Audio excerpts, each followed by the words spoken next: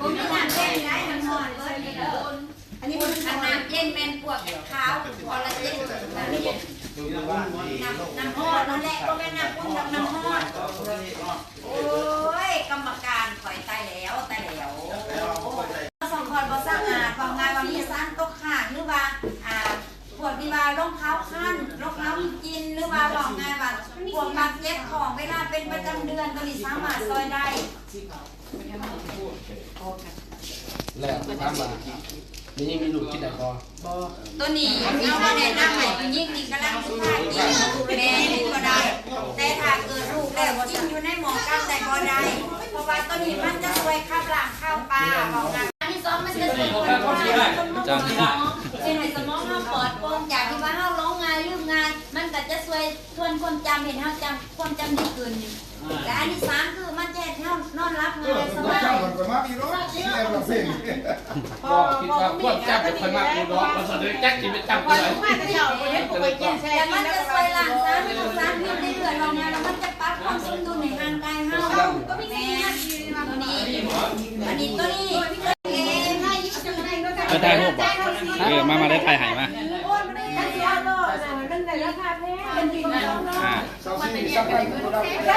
เอาสูตรซัสซีกอง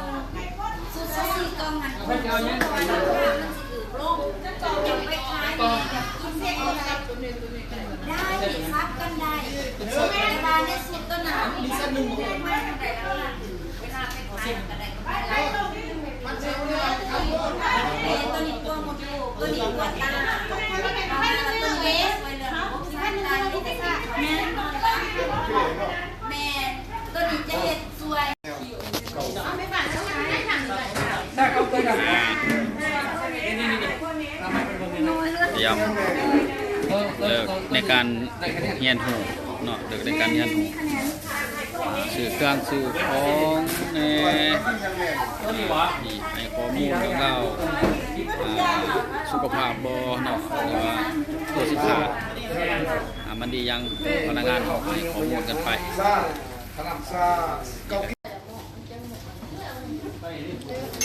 ทีมงาน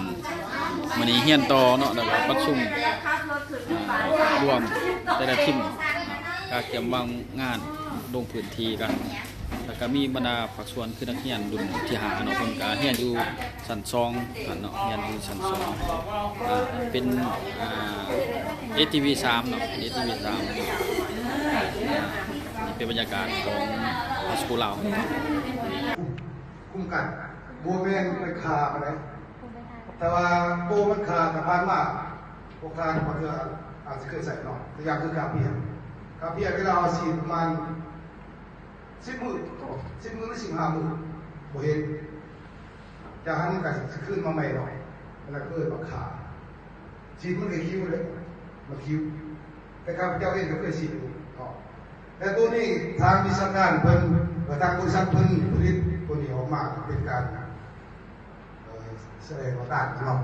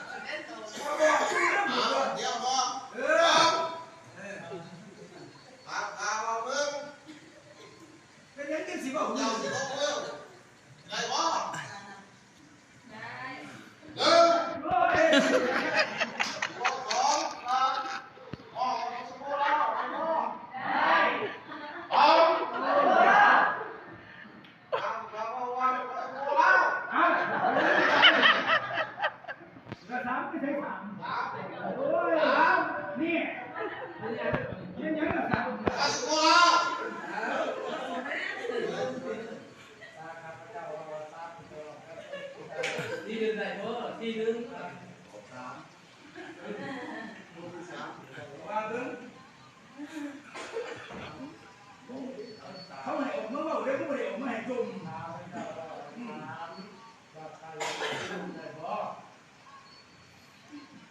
าพเจ้า3ผมมาสบายที่คุณได้บ่ได้บ่ได้แล้วต้องบอกว่าเขาสิตรงนั่งตรงนั่งตรงนั่งตรงเออ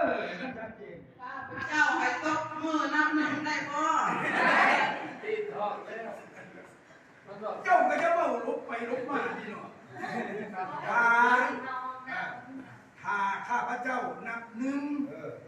ให้ท่านตบมือเท่านึงได้บ่ผมไม่ก็ถามพระเจ้าตบมือเท่านึงนับไหวมันก็ลงไปลงมาเนาะเอาว่าไปมันน่ะ นั่งโต๊ะตรงๆได้บ่ข้าพเจ้าให้ตบมือนับมื เมื่ อ อพระ ได้บ่ เจ้าให้ตบมือไปยังมาพระเจ้านับมือให้ตบมือได้บ่ ข้าพเจ้าให้นับมือตบมือได้บ่ นับมือน่ะ นั่งโต๊ะตรงๆได้บ่ ผมไปใช้มาใช้